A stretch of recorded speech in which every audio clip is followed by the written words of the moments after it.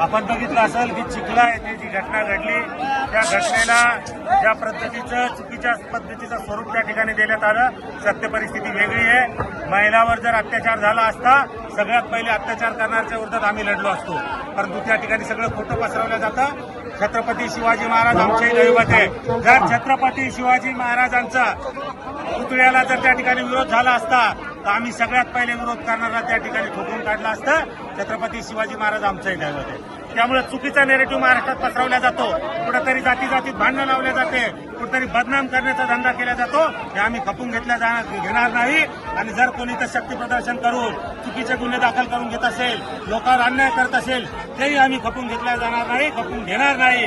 तुम्ही जर 10,000 लोक या ठिकाणी जमा करसाल तर आम्ही 20,000 1 लाख लोक गोळा करू शकतो, परंतु आम्हाला वाद वाढवायचा नाही, आम्हाला जातीजातीत भांडण लावायचं नाही। हा महाराष्ट्र गुन्हे गोविंदाने राहतो। छत्रपती शिवरायाच्या महाराष्ट्रात सगळ्या जाती धर्माचे लोक, शाहू फुले आंबेडकरांच्या महाराष्ट्रात सगळ्या जाती धर्माचे लोक एकत्रितपणे राहतात, तर त्यांना एकत्रित राहून देण्यासाठी या ठिकाणी आम्ही चुकीच्या गोष्टी खपून घेणार नाही। आणि भविष्य काळात जर चुकीच्या गोष्टी कोणी करेल तर त्याला जशाच तसं उत्तर दिल्याशिवाय राहणार नाही। आम्ही म्हणत नाही की सगळा संपूर्ण मराठा समाज या ठिकाणी चुकीचा आहे, परंतु त्यातले काही चुकीचे लोक स्वतःच्या स्वार्थासाठी ज्या चुकीच्या पद्धतीने या ठिकाणी राजकारण करतायत ते अतिशय चुकीचं आहे। आम्ही सगळेजण सगळ्या जाती धर्माच्या लोकांसाठी काम करतो, अनेक वर्षापासून सगळ्या जाती धर्माच्या लोकांसाठी लढतो, अनेक वर्षापासून सगळ्या जाती धर्माच्या मदतीला त्या ठिकाणी धावून जातो।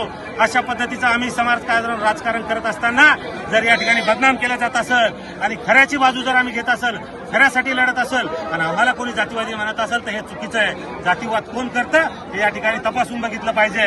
पोलीस यंत्रणा, या देशातल्या सगळ्या यंत्रणा त्याच्या माध्यमातून त्या ठिकाणी चौकशी करा, सत्य काय आहे ते बाहेर आणा। जर सत्य असेल तर आम्हाला सांगा, आम्ही कायदा हातात घेऊ वेळ प्रसंगी आणि चुकीच्या माणसाला त्या ठिकाणी ठोकून काढू, परंतु सत्य काय आहे ते समोर आणा।